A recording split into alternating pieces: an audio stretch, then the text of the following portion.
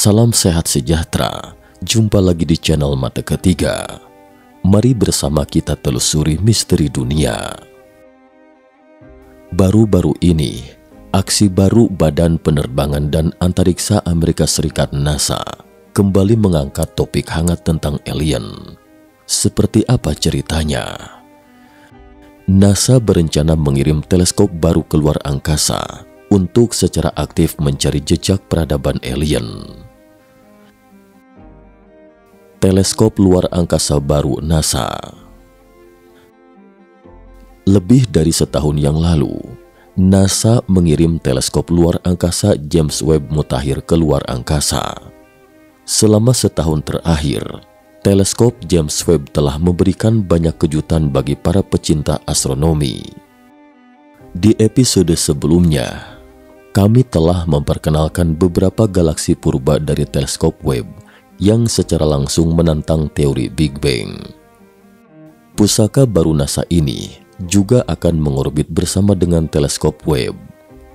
Pusaka baru NASA yang dimaksud ini adalah teleskop berteknologi tinggi dengan diameter 6 meter yang dapat menangkap sinar inframerah dan ultraviolet yang tidak dapat ditangkap oleh teleskop Webb, dan akurasinya lebih dari 1000 kali lipat dari teleskop Webb.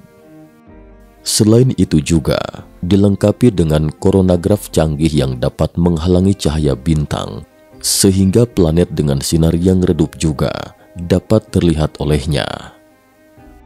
Lantas, apa tujuan dari semua rancangan istimewa ini? Menurut NASA, semua ini terutama digunakan untuk mendeteksi tanda-tanda kehidupan di 25 planet mirip bumi di dekat tata surya dan memastikan apakah ada kehidupan di Bima Sakti. Nama teleskop ini juga telah disiapkan, yaitu Habitable World Observatory atau Observatorium Dunia yang dapat dihuni. 25 planet ini dipilih dengan cermat. Secara statistik, jika kita dapat menemukan kehidupan dari 25 planet ini, itu berarti ada kehidupan tersebar luas di Bima Sakti. Sebaliknya jika tidak, maka bumi mungkin satu-satunya planet layak huni di Bima Sakti. Para penggemar UFO sangat antusias mendengar rencana NASA ini. Waktu tersingkapnya misteri akhirnya tiba. Tapi tunggu dulu, NASA mengatakan bahwa teleskop yang dilengkapi dengan perangkat canggih ini mungkin belum siap sampai tahun 2040 karena masalah dana. Seluruh proyek membutuhkan dana 11 miliar US dollar atau setara 166,1 triliun rupiah, sementara Kongres AS hanya menyuntikkan dana sebesar 1,51 miliar US dollar kepada NASA pada tahun 2023, terpaut jauh dari anggaran yang dibutuhkan. Dan bahkan alokasi ini mungkin tidak terjamin di masa mendatang. Karena di antara 4 departemen penelitian ilmiah NASA, Departemen Astrofisika adalah satu-satunya departemen yang pendanaannya dipotong sebesar 4% tahun ini. Jika terus berlanjut, mungkin sebelum tiba 2040, jangankan pendanaan untuk teleskop, bahkan departemennya sendiri akan dipensiunkan. Ini agak aneh. Bukankah pemerintah AS selalu tertarik dengan luar angkasa? Sejak maraknya UFO pada tahun 1940-an, Amerika Serikat telah menunjukkan minat yang kuat untuk menemukan alien. Program pendaratan di bulan yang gencar pada tahun 1960-an dan serangkaian wahana antariksa yang diluncurkan pada tahun 1970-an, semuanya merupakan upaya dengan anggaran besar. Biaya pembuatan teleskop Hubble sebelumnya dan teleskop luar angkasa James Webb baru itu tidaklah sedikit, dan NASA tidak pernah mengkhawatirkan anggarannya. Namun penggemar UFO dengan indera penciuman yang sensitif mengatakan bahwa hal itu tidak mengherankan. Alien mungkin sudah berada di sekitar kita, jadi tidak ada artinya lagi pergi ke luar angkasa untuk mencarinya. Faktanya, sejak deklasifikasi 3 video UFO yang diambil oleh militer AS pada tahun 2020, Departemen Pertahanan AS sudah sering mengambil tindakan. Omong-omong, proses dekripsi dari 3 video UFO ini cukup membuat penasaran. Karena saat pertama kali video-video UFO itu disebarkan di internet, Pentagon baru keluar untuk meresponnya. Namun saat itu, Kementerian Pertahanan AS selain tidak menyangkal rumor tersebut seperti biasa, mereka juga tidak meminta pertanggungjawaban oknum yang mengunggah video sensitif itu, justru mengakui bahwa sumber video tersebut memang benar adanya. Bulan Juni berikutnya, Pentagon merilis lebih banyak laporan dan video UFO.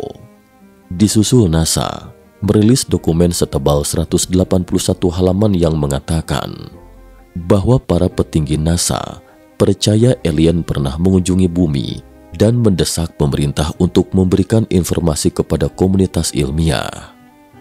Setahun kemudian, untuk pertama kalinya dalam 50 tahun, sidang dengar pendapat UFO diadakan di Kongres AS. Dan saat itu, para petinggi militer senior secara terbuka mendorong pilot untuk maju sebagai saksi UFO. Langkah selanjutnya, Kementerian Pertahanan AS mengubah nama kantor UFO dan memperluas cakupan administrasinya, mengatakan bahwa di bawah laut juga ada UFO dan mereka ingin menyelidikinya bersama. Sampai pada akhir tahun kemudian, laporan setebal 1.500 halaman dan 366 penampakan UFO lainnya kembali dirilis. Pentagon mengakui setengah dari laporan itu tidak dapat dijelaskan. Meski belum menarik kesimpulan apapun atas laporan tersebut, namun ditelik dari serangkaian aksi itu, ada yang mengatakan bahwa semua itu merupakan ritme yang diklasifikasi. Paradoks Fermi. Faktanya, pada awal tahun 1950, ketika maraknya UFO, peraih hadiah Nobel Enrico Fermi pernah mengatakan bahwa bumi mungkin pernah dikunjungi berulang kali oleh alien sejak lama. Mengapa? Karena jangankan alam semesta yang maha luas ini, di Bima Sakti saja ada sekitar 2.500 miliar bintang. Menurut Fermi, meskipun kemungkinan kecil kehidupan cerdas itu menampakkan diri di planet di sekitar bintang-bintang ini, namun di Bima Sakti saja seharusnya ada banyak peradaban cerdas. 11 tahun kemudian, astronom Frank Donald Drake mencetuskan formula yang relevan mengkonkretisasi paradoks Fermi. Inilah persamaan Drake yang kemudian dianggap sebagai dasar penting untuk pencarian peradaban ekstraterestrial.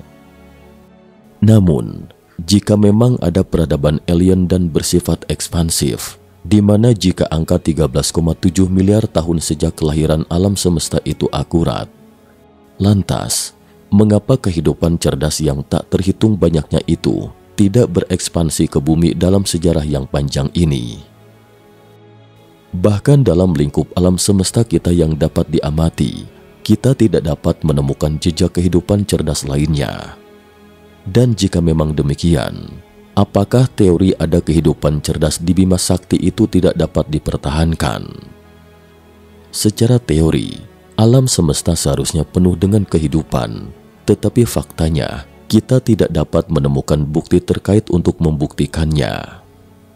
Para ilmuwan telah memperdebatkan selama beberapa dekade, apakah bumi adalah satu-satunya planet yang memiliki kehidupan di alam semesta. Atas dasar paradoks Fermi, berbagai hipotesis dan teori pun bermunculan, membuat bingung masyarakat. Berikut mari kita lihat pemahaman para ilmuwan tentang alien. Hipotesis bumi langka. Dalam astronomi keplanetan dan astrobiologi, hipotesis bumi langka adalah hipotesis yang mencetuskan bahwa kemunculan kehidupan multiseluler yang kompleks di bumi memerlukan kombinasi peristiwa dan probabilitas astrofisika dan geologis yang tidak mungkin. Hipotesis ini bertentangan dengan prinsip mediokritas yang dianjurkan oleh tokoh seperti Carl Sagan dan Frank Drake. Prinsip mediokritas menyatakan bahwa bumi adalah planet berbatu biasa di sistem perplanetan biasa yang terletak di wilayah yang tidak luar biasa pada galaksi spiral yang umum. maka sangatlah mungkin bagi alam semesta untuk menopang kehidupan-kehidupan kompleks. Peter Ward and Daniel Brownlee menentang prinsip ini dan mengungkapkan bahwa planet yang ramah terhadap kehidupan kompleks itu sangatlah langka.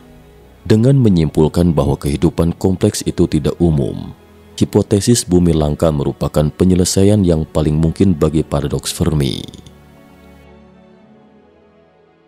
Makhluk cerdas memiliki sifat penghancuran diri.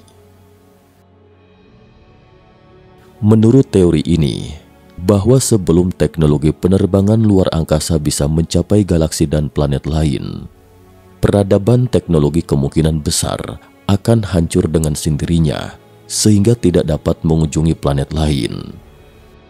Ada banyak cara untuk penghancuran ini, seperti senjata kimia dan biologi, senjata nuklir, infeksi virus, kecerdasan buatan yang tak terkendali, atau menipisnya sumber daya.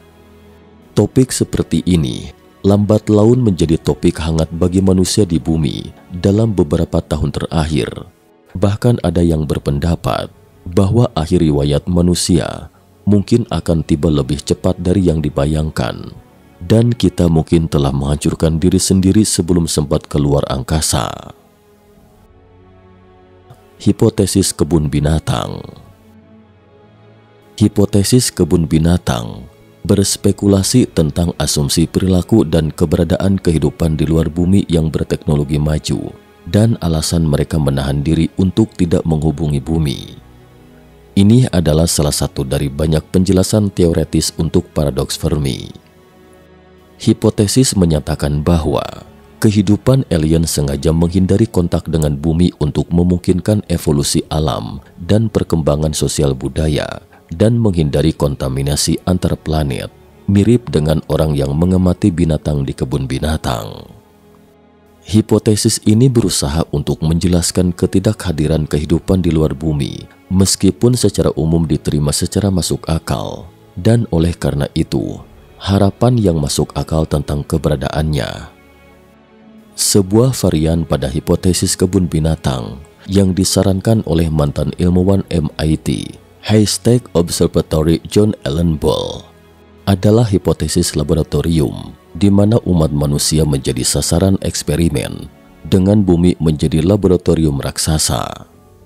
Bisa jadi, alien misalnya memilih untuk mengizinkan kontak begitu spesies manusia telah melewati standar teknologi, politik, atau etika tertentu. Mereka mungkin menahan kontak sampai manusia memaksa kontak pada mereka, mungkin dengan mengirimkan pesawat ruang angkasa ke planet yang mereka huni. Ada banyak laporan penampakan UFO dalam beberapa tahun terakhir. Mungkinkah alien bermaksud menampakkan diri sehingga sengaja membiarkan manusia melihatnya? Namun nyatanya, sebagian orang mengatakan bahwa bukti keberadaan alien sudah ada sejak zaman dahulu. Percaya atau tidak, semua ini kembali kepada individu masing-masing.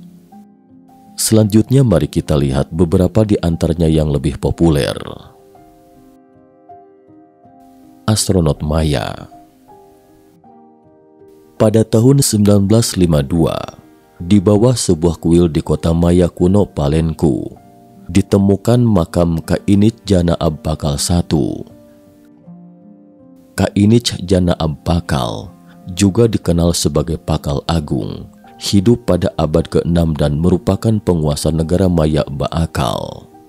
Di dalam makam tersebut, arkeolog menemukan beberapa prasasti di dinding yang menunjukkan angka-angka yang terungkap yang kemudian diidentifikasi sebagai 9 dewa malam.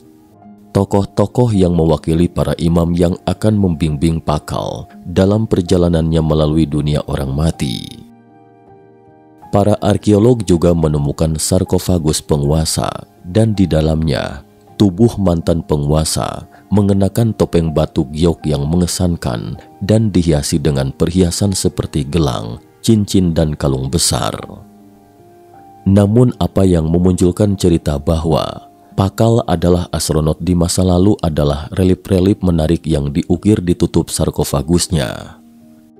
Menurut para arkeolog, Relief itu memperlihatkan sosok tengah seorang laki-laki yang membungkuk ke belakang di pangkal pohon dan seekor burung di atasnya yang mungkin jatuh atau terbang dari dalam guci besar. Selain itu, berbagai simbol yang mengelilingi ujung tutupnya mewakili elemen penting dari kosmologi Maya. Tetapi orang-orang yang menjunjung tinggi teori astronot kuno menafsirkan angka-angka ini sedikit berbeda.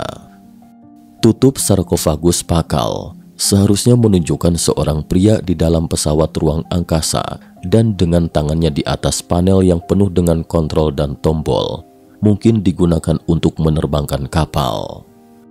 Selain itu, para ahli teori astronot kuno mengatakan bahwa gambar-gambar itu menunjukkan sebuah alat di dekat hidung pria itu yang memungkinkannya bernapas sekali keluar angkasa.